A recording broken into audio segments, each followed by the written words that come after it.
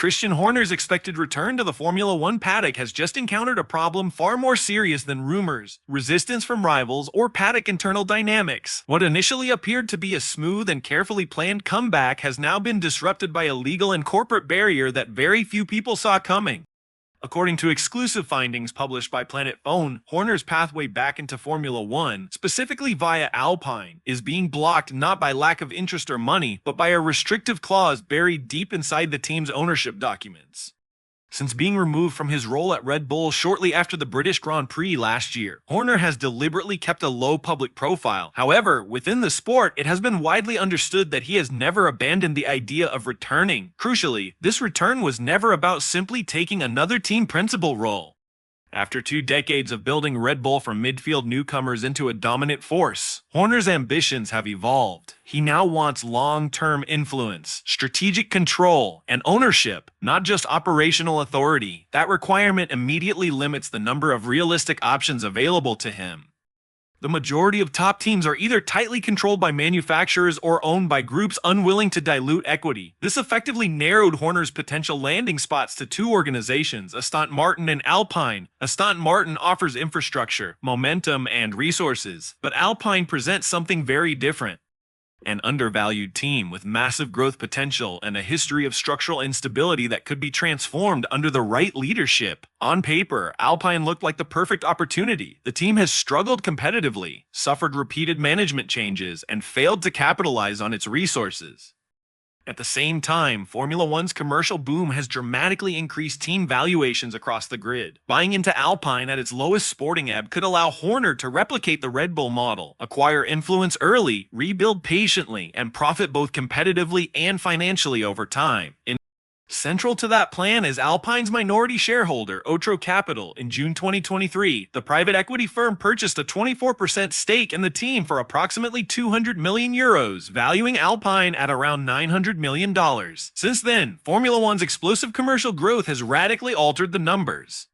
Forbes estimated Alpine's value at roughly $2.45 billion by late 2025, meaning Otro's stake could now be worth close to $600 million, representing a return on investment of around 170% in just over 2 years. From a purely financial perspective, it would make perfect sense for Otro to sell.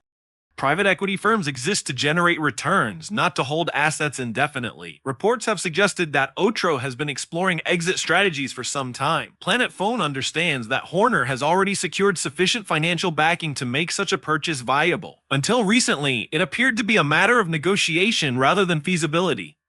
However, Planet Phone's investigation uncovered a critical and largely overlooked complication. Alpine's corporate documents contain a clause that severely restricts when and how Otro's stake can be sold to a third party.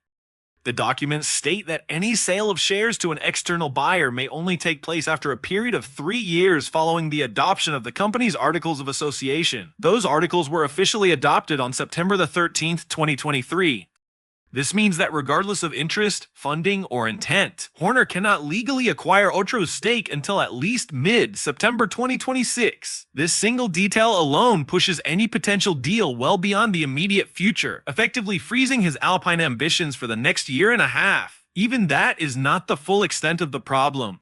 The same documents also specify that any sale of Otro's stake requires explicit approval from Renault Group, Alpine's majority owner. In addition, Renault holds a right of first refusal, meaning it has the power to match any offer made by Horner or his consortium and reclaim the shares itself.